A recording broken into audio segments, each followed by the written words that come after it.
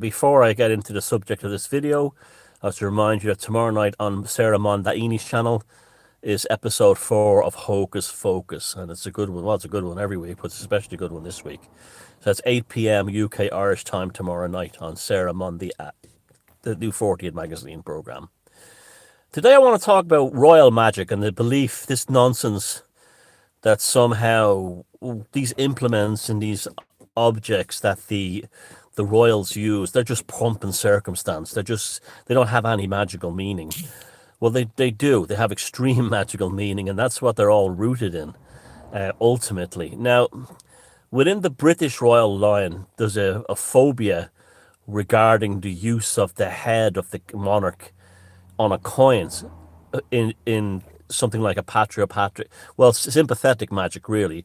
It'd be like clay pictures of voodoo dolls. You could use the king or queen's, the monarch's head on a coin, and this could be actually used against them. So they often place magical symbols or sigils to offset anyone using the coin of the realm with the king or the queen's likeness in order to punish them. But this is also why the head is shown side. It's a patriotic magic to show one eye only. So if you often wondered why they show the profile of the king or the queen on the coins, that's why. It's to show, that's where that came from.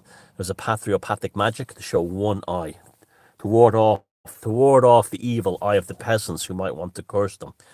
Now this goes way back to the time of Plato's Republic, and a legend about the ring of Gyges. The ring of Gyges was a ring worn by monarchs that they placed on their little finger in order to make them invisible. Now, within the Plato legend, it's actually the second chapter of the Republic, Plato talks about the moral consequences of it. If you had a ring to make yourself invisible, would you be immoral knowing that no one could see you using it? So therefore, having the power of invisibility, using this ring of Gyges, would you steal from people? Would you violate, or would you sexually assault people? Or would you do things like you shouldn't do and go places you shouldn't go? And this was also toned down, but placed in a different way by H.G. Wells in his own novel, The Invisible Man. Now, of course, we all know where that comes from too, the ring that makes you invisible. That's the one ring in the Tolkien trilogy, and Sam and Frodo and Bilbo. This entered deeply into British royalty with the Stuarts. This is the irony of the royals and the royal magic. The same Queen Elizabeth I, the Tudor Queen, who came to power as a result of magic, John Dee, enacted the most vicious act against witchcraft in England.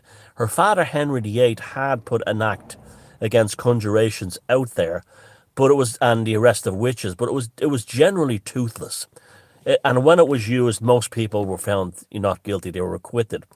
Well, she made a law in such a way that anyone used magic to harm somebody would get the death penalty. And it was also very much enforced. So here was a monarch who came to power by means of magic, enacting a brutal anti-magic witchcraft law. This is because it's the same thing with everything else. Magic for them, not for us. And that brings us back to the ring of Gyges. The ring of Gyges was then worn on the little finger of successive English monarchs, well up into the Stuart dynasty, and perhaps even today. And the purpose was to ward off magic. It was a patriotic. Now, the concept of invisible too is invisible from magical harm being done to them. And this ring was worn on the little finger for that reason. It was worn for that reason. These people were deeply afraid of anything that was done to them in terms of magic. We all know the phobias around King James, who was King James I of England and Scotland. He was also King James V, I think, of Scotland. But he was King James with the unification of England, Scotland, and a little bit of Ireland as well.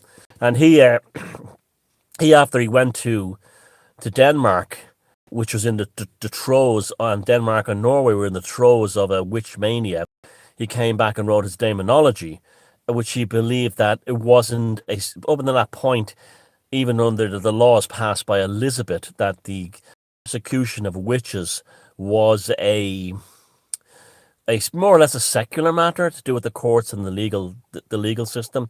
He turned it into very much a theological thing, and he personally attended the torture and persecution of witches himself. And it's pretty weird, that he was actually there making sure that the tortures that he suggested in his demonology worked. Interesting enough, he also has some skepticism as well. He said that he was very wary of people making false accusations against witches. Now, what he meant by that, I don't know. He was educated in a fanatical Presbyterian Kirks of Scotland, strong Calvinist views, where basically he saw witches everywhere, and this phobia only became more entrenched after the gunpowder plot. But this is the whole thing. No magic for us, magic for them. And it still continues to the present. The Ring of Gyges tells us that the royalty have an absence of moral accountability when they encourage and take part in our own magical rites, where they forbid us from even doing it. Well, they have in the past, from even doing basic divination. So that's why you've learned something today, why the coin of the realm has only the profile of the king or the queen to show one eye only to ward off the evil eye. Take care. Thank you.